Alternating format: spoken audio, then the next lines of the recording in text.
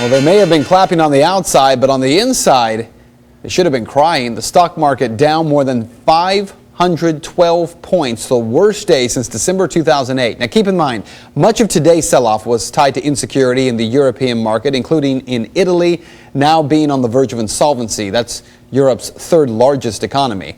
So what does today's sell-off mean for our economy?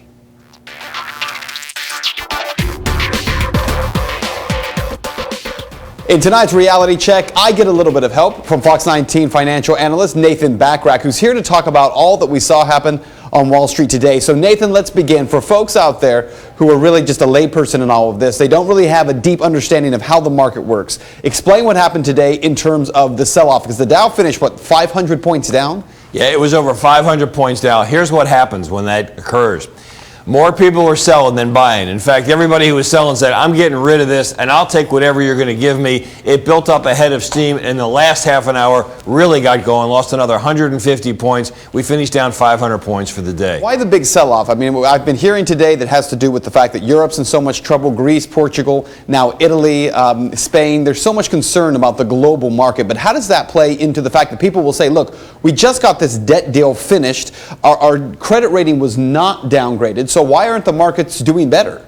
Well, I think first thing that happened was we figured out that the new math is the old math. If you have a budget of $3.7 trillion, which we do, and you only taken in revenue of 2.2, you got a big deficit. And what we did in Washington didn't come close to addressing that issue. Let's talk now about QE3, quantitative easing. We've already had this happen twice, and now the third time it could happen. For folks out there who don't know what that is, QE3 is what exactly? Well, QE3, to be real simple about it, is when the Federal Reserve, which is our bank, shoves a lot of money out into the economy. Talking about essentially the Fed artificially propping up the stock market. It's already happened twice, so why would we do this a third time if it's clearly not working? Well, because the Fed has as a mandate, you have to remember, not to prop up the stock market directly, but to create jobs. And to the extent that they think it's their responsibility to continue to do that, they will. One of the big issues here also is the issue of interest rates. Because really, Ben Bernanke doesn't have a whole lot of tools left in his toolbox. Interest rates are incredibly low right now. They have been for some time. That was kind of one of the little tricks here to get the economy moving again. That has not worked. What else can the Fed do other than pumping more money into the stock market? What else can they do to actually get the economy moving? Is there anything they can do? I'll tell you something, Ben. If I had that answer, I'd put it on the internet, I'd sell it. I could make a lot of money.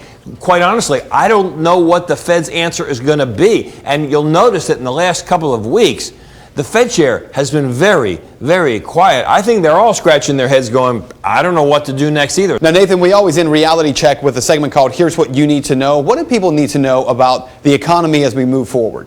Actually, we're very lucky here in Cincinnati. We don't have to go very far at all to figure out what's going to happen next. Just ask the chairman of Procter & Gamble and he'll tell you he sees nothing happening in the second half of the year. And remember, at Procter, they sell something that doesn't require a banker or a mortgage. They're talking about small little items. And of course, you don't want to go to a job interview with bad breath or dandruff or not having shiny hair.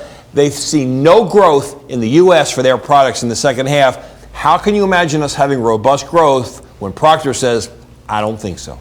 And that is Reality Check. Thanks, Nathan.